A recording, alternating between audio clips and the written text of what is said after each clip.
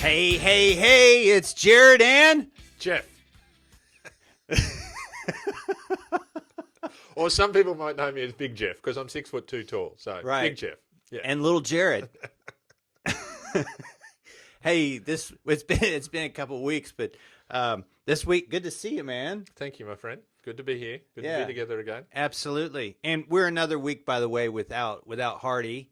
Hardy's whining outside somewhere, so every week you might get an update on a dog. Yeah. But Jeff, so once again, good to have you here, man. This week, there's all kinds of great stuff that we want to share and talk about. But what kind of topic are we going to bring up today that's been weighing heavy on your mind? Well, one that I really want to talk to everyone about is just understanding that your emotions and your feelings are data points on a map. They're not your compass, though.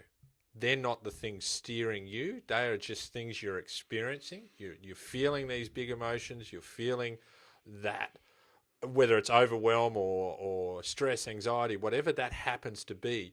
But it is not who you are. We just need to be aware that you are not your feelings. That's why when we say they're a data point, they're on the map, but you're the compass. You decide what is important. You decide what you're going to internalize and hang on to and what you're going to release.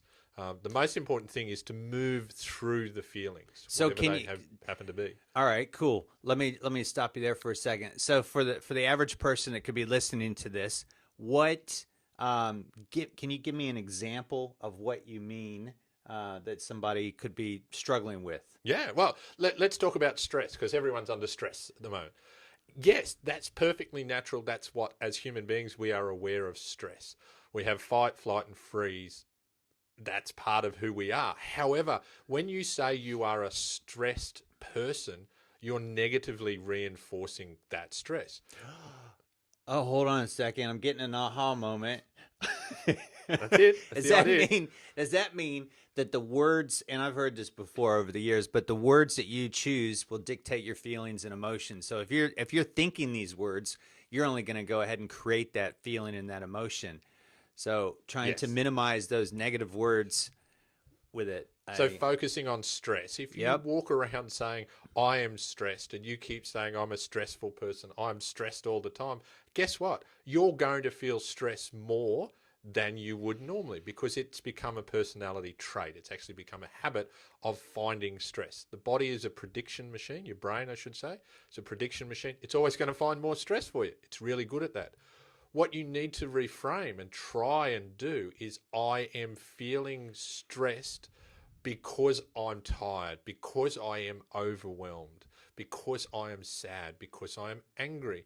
When you label those feelings and emotions, particularly around stress, you reduce their negative impact on you. And it comes from the concept of name it to tame it. Right. If you label your emotions, you increase your emotional intelligence, which then increases your emotional agility, and you can cope better with what's happening around you. It's basically you're more aware of why you're feeling stressed. So if Yeah. you give that, I like to name it to tame it. That works. Name it to tame it. And that's the thing. And knowing that those feelings, you have to go through that feeling.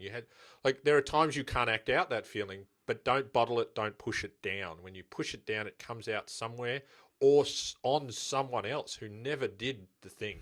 You're reacting to that stress and they cop it later on. And they're standing there going, where did that come from? And you were processing something that happened during the day. That's where we talk about bottling. Don't hold onto it.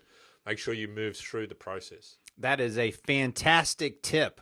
That's a fantastic tip. So let me ask you, if somebody was to go out today and name it to tame it, would they see instant results in terms of trying to de-stress themselves?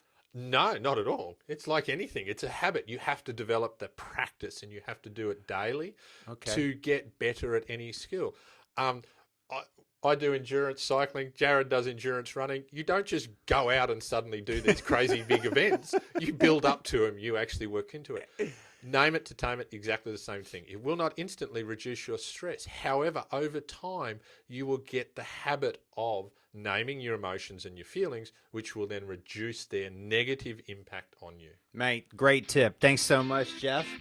My pleasure. Later. Cheers.